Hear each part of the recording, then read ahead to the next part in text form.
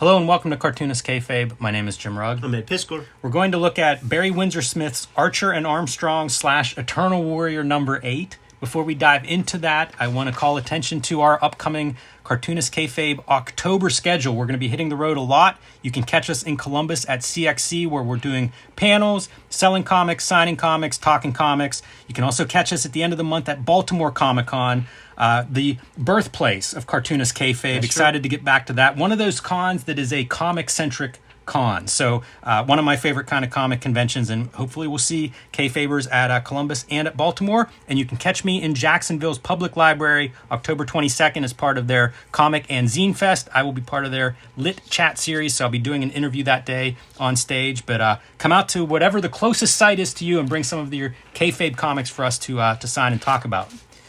Also, I'd like to invite everybody to like, follow, and subscribe to the Cartoonist Kayfabe YouTube channel if you haven't done so already. Hit that notification button next to the subscribe button, and we'll let you know whenever a new video is up. It'll give you a leg up on the Kayfabe effect, which means you'll be the first one tracking down Archer and Armstrong number 8 before they disappear from your local comic shop or online, or before the prices go up. And also let these videos play through to the end. That allows YouTube's algorithm to share them with other comics fans that haven't found Cartoonist Kayfabe yet. It's one of the ways that we grow this channel, and we appreciate your help in spreading the Cartoonist Kayfabe word. So Ed, Barry Windsor-Smith, a Cartoonist Kayfabe favorite, spent some time in the early 90s working for Valiant Comics and did a Solar story with Jim Shooter, but also wrote and drew Archer and Armstrong for almost a year while he was there. I have not read many of these Archer and Armstrong comics, to be quite honest. And this issue in particular I thought would be a cool one to look at because it's kind of a neat gimmick. It is a crossover with another comic that Valiant was publishing, Eternal Warrior. They had both started, I think, around the time of Unity. So both of them hits number 8 at the same time. And let's have Barry Windsor-Smith do a big double issue because Armstrong and the Eternal Warrior are, I guess, immortal, like 4,000-year-old brothers. So we're going to do a crossover that involves one of their historical stories that is based on the Three Musketeers. Yeah, big snooze fest in a lot of ways, man. Now I have a good run of the BWS Archer Armstrongs. I got like everybody from that era. You know, I got the first runs of all that stuff. It was always a really nice reading experience. But what happens is in this comic, we're going back in time, and now we're talking that Hark-Verily type talk, and it just becomes white noise to me at a certain point. Yeah, there's first thing I'll mention, I hate this lettering. It's very squat. Yes. I don't understand it, and I didn't even see a lettering credit, so I'm not sure if that's the knob row that's handling the lettering, but it made me kind of mad. But we see the framing sequence. You talk about this being a historical set story, and most of it is, but there's a little bit of present day, just kind of like wrapping it up, bookends, if you will, of Archer and Armstrong on the road. The production of this, it's very fuzzy. Like the line art is very hazy. Maybe like the blue plate is a little off register to create a little haze there, but it's even, it's tough to look at. But I mean, even when BWS is kind of just bashing out a comic, it's still better than most. But we know, like, if you go on that first page just real quick, man, we know what he can do with line to make sun rays kind of cut through trees, and we've seen him handle snow a time or two, so we know what he can do, and therein lies the challenge, because this is a withholding piece of work from Barry Windsor-Smith. We have no idea in the context of his life what's going on. I even know he had, very popular. He had medical issues. Maybe that stuff was happening this time. Maybe it wasn't, but it's a withholding piece of work. All we have to look at right here is the work. Not the fastest artist. Like whenever he did Weapon X, I know it was something that was like approved by Marvel, and then like 2 years later he showed up with it. So he's doing a monthly book. At this point, I don't think there's been a fill-in issue, and maybe the deadlines are and this is double-sized, so maybe that's part of it. But I used to say, like, penciling, inking, and coloring. If he's doing 2 of those 3, I'm on board. All he's doing here is penciling, and it isn't... honestly, I find it disappointing. Like, I have him at such a high I hold him at such a high level, and it could just be like working in that monthly assembly line schedule. It's really hard to produce good work under that system. Absolutely. And like, this is why I check on the inks. We were critical of him in the past. And when you see stuff like this, you got to be critical again, because that's not really communicating lighting. It looks like tattoo marks. That's interesting about the lighting part, because this is that era where like coloring starts to become more prominent, a bigger feature.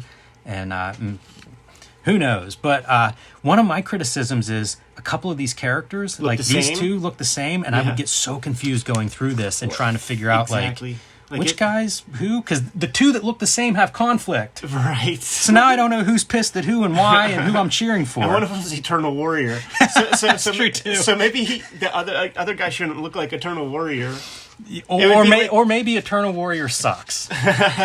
It would be like, at least Superman had Bizarro. Like, it was clear enough that they were opposites. There's also, like, the way this story is presented is that a couple of these characters are basically manipulating another character, and these guys are called actors. Like, this is part of the setup. Like they're playing a rib. Well, the first thing that happens is one of the actors gets stabbed to death. Killed. I think I bought drawing pencils from this guy at the Pittsburgh International Airport one time. You get the little glimpses of what Barry Windsor-Smith is capable of and interested in, like this kind of like flourish. Yeah. And in a way, it's just more heartbreaking. You see those glimpses and know, like, we've looked at his work, like, from, the past. And it's like... Like, this is on Wyatt check. Having, like, these fingers that go... Like, you don't gotta do that. Even if it's like that in the pencil, it's up to you as inker to save it. One of my favorite pieces, when we talked to Klaus Janson, the very beginning, the opener, Klaus... If you're a penciler, you're inking something, man. A guy draws two left hands on the same character. What do? He says you fix it. That's right. Yeah, that's right. Yeah, I was hoping to enjoy this a lot more than I did, Ed, and I know we're going to hear from Valiant fans about it, but it's tough. This was a tough story. I was reading this on the plane ride back from Italy, and I quit halfway through. I did finish reading it, but I don't know that it gave me any extra getting to the end of it. I'm glad to hear you say that, because I quit after the little sex sessions. We got to see Armstrong a touch, and then I'm just like, you know what, man, I'm out. Yeah, I can't remember if this lady is part of the rib that they're playing. It just is very confusing. Is it a rib, or is it a full conspiracy to like kill somebody or something? You know what? I guess it's a conspiracy because they're trying to break. Is it Louis? They're trying to break one of the man in the iron mask out of prison, but they need to manipulate him in order to go along with it. I think is the story, and I don't know. I was gonna say like fill in the story in the comments below, but I don't really care. So fill it in or don't fill it in. But yeah, it's very confusing, that whole part of it. And again, like, we've killed innocent people who weren't even part of any evil doing, that were just there to be manipulative. Now, Barry Windsor-Smith is writing this. Yeah. So these are his choices, you know what I'm saying? And, a lot of that is on him. It is, and I wonder about the workings at Valiant, because I think Windsor-Smith was offered the editor-in-chief role whenever Jim Shooter was dismissed. And I guess he didn't take it, and Bob Layton did. And that's the editor in this issue. So who knows if those guys, what kind of communication they had. I don't know that you get to tell Barry Windsor-Smith what to do. Right. So, such a crazy period of time, dude. Like, because color was a sales point in comics. Before that, like, they would try to sell comics by the Baxter Raimondo paper. And you had your image computer coloring, this, like, super high-tech, state-of-the-art stuff. And this is the practical shit. But, like, as a kid, I did not gravitate to this. Right. I didn't either, although I don't mind the coloring looking at it now. Because this is... I like the practical part in hindsight. Absolutely. They don't help themselves with the paper. This is an uncoated paper, so you do get a little bit of mud at times. And the final finish process to get it to the printed page, they're doing something wrong. Like, if it's a photograph, it's fuzzy. Like, these black lines bleed. Yeah, I wonder and they're pixelated. If that's a byproduct of like a blue line or gray line method where that black is on top, but it's casting a little shadow. Right. Could be. So yeah, what we're trying to do is restore Henry VIII to the throne. He's been locked up, and as this goes on, we're going to see Henry VIII as an awful guy in this story. I'm going to take your word for it. So I don't know, man. I don't understand the point of this comic. And like I said, I haven't read Eternal Warrior or Archer and Armstrong, so maybe there's some payoff if you're keeping up with those guys. But I want to judge these. Look, this is a complete unit. Right. I want to judge it on its own merit. And to me, it just didn't... I don't know anything by the time I get done with this. It just doesn't read. You know, if and it's bookended the way like my least favorite kind of Chris Claremont X-Men ones are, where it's that like fairy tale shit. Like, let's have Kitty Pryde, you know, become a buccaneer, and it starts off one way, it ends at the same thing, and then there's just like some wins. So like basically, there's not even any stakes, and it could all be unreliable narrator bullshit war stories. It's also the age of shared universe. So this character is a geomancer, and I know that Valiant had a title called Geomancer at some point. So I don't know if that's the character, if that book's already started, if it's going to spin out, how much coordination there was between all of these things. And look at this weirdness. It's a Polaroid camera. We're going to learn at the end because he's a time traveler. Yeah. Because Archer calls out Armstrong's honesty when he's like, you know, I don't know if I can believe the story because Polaroids aren't invented for several hundred years. He's like, oh, that guy's a time traveler. What are we doing? It's so weird. Yeah, it's just not very good, man. It's funny to think of this as almost like this is trial one for Barry Windsor-Smith's Storyteller magazine. Because we're going to have like Paradox Man and stuff, you know, like with these weird time travel stories. But yeah, it's pretty peculiar here. So this is the guy that we want to restore to the throne. And what's he doing? He's basically raping this woman behind the scenes. And this part, so confusing, because he is the brother of the king, you know? Whenever we see the king the next day, their whole plot is to basically replace the king with this other guy. The king has his face is scratched. And I'm like, oh, was she fighting back and she scratched his face? No, this is a falconry accident. What? I had to read that twice to try to figure out, like, what the heck is going on there. She's wearing a mask now because, of course, you know, the side effects of trying to resist the night before led to violence. And they're like, oh, the king has a scratch on his face. You're going to have a scratch on your face if we're going to replace the king with you. So, of course, she's happy to oblige that and just scratches him in the face. We're going to get feedback from the audience on this. I know we will. There's always somebody that supports the stuff that we're not into. This is confusing shit, man. This is bizarre. Yeah. Here at Cartoonist Kayfabe, we aren't just making videos about comics, we're making comics themselves, and we've got some big releases coming up this fall. Ed Piskor's Red Room, Trigger Warnings, collecting the second season of Red Room, is available in stores in September, but you can pre-order that now wherever you order books or comics. You want to pick that up now in time for the Christmas rush, because the way printing and paper shortages are, you want to make sure you pre-order this book to make sure you don't miss out, because once these are gone, it may take a minute or two to get the reprints, and you don't want to be stuck this holiday season without it. My Hulk Grand Design book, the retelling of the 60-year history of the Incredible Hulk, will be in stores in December in time for Christmas. Again, you need to pre-order that book now. Let Marvel know how many of these things to print. This is the best book that I have made. Marvel let me design this book. It's going to be a big, oversized, neon green book that you will want to add to your collection. Put a red bow on it, stick it under the Christmas tree for the Hulk fan in your life. And Street Angel, Deadliest Girl Alive from Image Comics has been out of print for almost a year. We'll be back in print by the end of August or early September. So put that on your pull list now at your local comic shop or online wherever you get books. And now back to our regular scheduled programming. What the heck is going on? Like, it's so strange. And also, like, I was there in the 90s, man. Nobody was really fucking with this kind of period piece shit. No, we didn't want this. We didn't ask for this. This is the sort of thing where it's like you have these two new companies. Image is like, has their finger on the pulse of like kids in the comic shop, and like this is, you know, like these old timers who are trying to like keep the status quo of like old school storytelling down to having a shared Marvel like universe, you know, trying to shoehorn and create that, when if you read the Marvel comics in order, and I actually am curious to read that Douglas Wolk book, by the way, and see what his thoughts are, because I've read so much of that stuff in a row also. It's so natural the way that shit happens. in Marvel, and it's the way businesses work. You know, it's like you do something, you put it out there, you go do some of your other shit, your Millie the Models and stuff. Oh, the numbers are in. That was successful. Let's do another one of these. And then now you have 2 of those that you could do, and they're both doing all right. So let's do a third. And then that goes well. And then you have one of those characters touch another one. Go do your other your Kid Cold Outlaws. Oh, the numbers are in on those 2 characters interacting. Maybe there's something there. We'll do that again. So natural. These guys are getting, like, big-time fucking investors to, like, build them headquarters and shit. Yeah.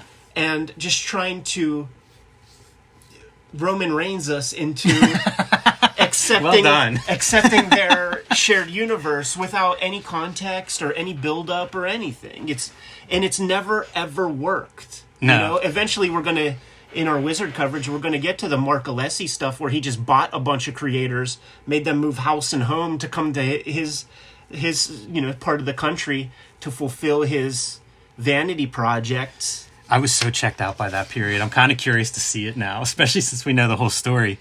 And I linger here because I want to show, like, this is our king walking away in the exact same outfit and the same lighting. So these are 2 different characters, which is obvious how, right. Not at all.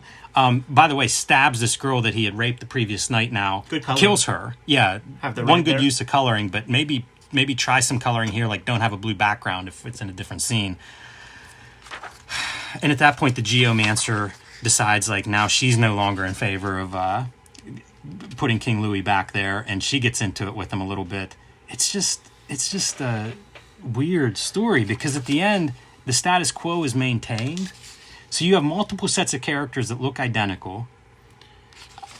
It's a lot of characters just filibustering and talking. Not much stuff going on. Yeah, a lot of mid shots. We end up killing the rightful king after we learn that he killed this woman. Play the hits. You stab somebody, gotta paint it red. I think this is Eternal Warrior that's stabbing him, by the way. Oh, yeah, man. You could tell by where his hair's parted. You can tell by all the words. I swear, man, we need to get this guy on a plane ride from hell and chop that off. Chop that thing off, man. Yeah. Give him the PSA's treatment. I guess Armstrong was a drunk. That was one of his pieces. You're selling this to kids, man. Like, what little asshole Generation X kid wants to be hanging out and reading this comic with this guy with his little doodad on his headpiece? Yeah, a couple of these dudes get in a fight. Eternal Warrior and then the other guy. I don't know who the other guy is. I think he's a third brother, but he didn't have a book at Valiant, so I don't know his name. Three Musketeers was never cool to us, man. And they get to the point where, like, Eternal Warrior, of course, wins the fight, and he's ready to stab the dude to death. I swear they're brothers, I think that's the storyline. And so Armstrong has to punch him in the face to knock it off, to quell his blood lust. And that's the Polaroid picture commemorating the whole thing. I don't get it. BWS cashing them checks. Like all the pros. Oh, you know what, man? What I wanted to say too, the lettering isn't just like what I called, like, you know, squat lettering. It's really bizarre in, like, what order you read these panels in. And I meant to bring that to attention. But as you read this stuff, it's like your lettering goes in all these ways that I've never seen a comic book lettering go that direction. There's a ton of this stuff where it's like we're coming down now and, like, reading up word balloons. You know, when you talk about checking out reading wise, no wonder. Because it's real. Like, I would read this and I'd be like, I'd start here, read down and go, that doesn't work. And then you start at the bottom and read up. You know what, dude? What the heck? This would not have happened under Jim Shooter's It would not. watch. No, he would have never let this kind of lettering thing go. Yeah, and I think just the overall story, because, like, I swear, I promise you, like, the first round of Archer and Armstrongs, it's a pleasure to read. It's really good, solid comics. But this one, it just didn't hit. It feels like largesse on the Valiant part to hook BWS up with, like, oh yeah, you got this, like, well, go ahead, go do it. Do whatever you want, Barry. Yeah, it's a strange comic. The lettering I did want to point out, though, because, like, time and again, it is just completely unclear which word balloon you're supposed to read. And then there's a pinup section in the back. Those eyes are very close together. Paul Galassi. Yeah. It even feels like the pinups are kind of uninspired. Yeah. But You know, I like, get it. this looks like fan art, and I know Jan Dorsema's art. Like, Yeah. it's way better than this. It's funny. Like, I was reading this, and in my mind, I'm thinking, like, we're pretty critical of Valiant for the most part, and I think there are good Valiant comics out there, but there's something about, like, a company that you're taking a lot of talent here and really getting not good work from them. Mm-hmm. And I think that speaks to the company's structure. Like, something about the company, it's a problem. You're the company. Like, you're part of your job is to get the best work out of everybody, and it feels like for whatever reason, it's the opposite is where they're at this point. I think that Valiant's a sinking ship by now. Yeah. And that's what you're seeing is a bunch of people that are maybe in over their head or too many bosses, you know, creative by committee kind of stuff. Whatever it is, it just feels like at this point the wheels have fallen off, and we'll see, you know. Look, we see it in the Wizard coverage. Yes, and in that Wizard coverage, in the last one we checked out, and it wasn't mentioned, but it was in the submission stuff, where that guy who was in that article was, he could shoot, like, he had offers from either Wildstorm or Top Cow, and he's like, you know, I think I'm going to go with Top Cow because it has that great startup energy and blah, blah, blah. I mean, this is like Silicon Valley talk, and it's the talk that comes from, like, investors and people with true profit motive. Steve Mazarski, the guy who's, like, running the show at this point, is a fucking music agent. Has nothing to do with comics, and just sees the dollar signs of the speculator boom and thinks he knows what we want. It's bollocks, man. Yeah. I was kind of disappointed that I suggested this one. I mean, I hate to come on and talk trash on this stuff, but it is the most interesting thing to me is the lettering, because it is so odd. Yeah.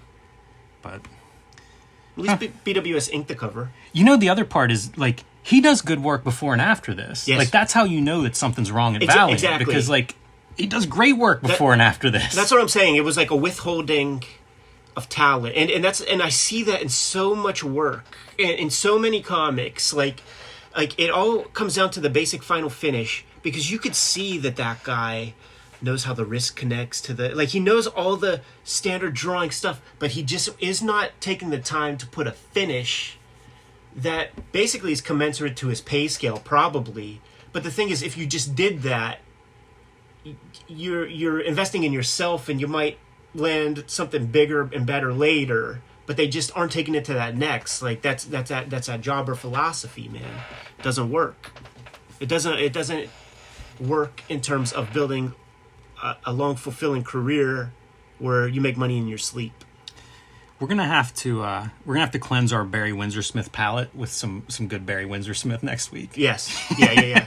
Let's do that, man. You good to go? Yeah. Kayfabers, like, follow, subscribe to the YouTube channel, hit the bell. We'll notify you when new vids are available. It's out there, Jim. Hulk Grand Design, the collected oversized Treasury Edition, will be out in December, but you need to pre-order it now if you want to find it under your Christmas tree this year. So let your comic shop know that you want a copy of Hulk Grand Design, the collection, or order it online. Wherever you buy books, you can find it, and now is the time to make that pre-order. And join me on patreon.com/JimRugg to see a lot more of my comics and art. Red Room Trigger Warnings trade paperback in stores September 2022. Murder on the Dark Web for Fun and Profit is the name of the game. If you see these issues in their single issue format, scoop it up, because every issue is completely self-contained. But collect those trades, man, if you want bigger bites of those apples. You can get the comics at my link tree in the description below this video. You can read the next round of Red Room comics at my Patreon. It's being serialized right now, and there's nearly 300 pages worth of material up there as we speak. It's going to cost you $3 whole, man, to check all that stuff out. What else do we have out there, Jimmy? Subscribe to the Cartoonist Kayfabe newsletter at the links below this video. You can also find Cartoonist Kayfabe t-shirts and merchandise at the links below this video. It's another great way to support the Cartoonist Kayfabe channel. Jimmy, give the marching orders. We'll be on our way. Read more comics.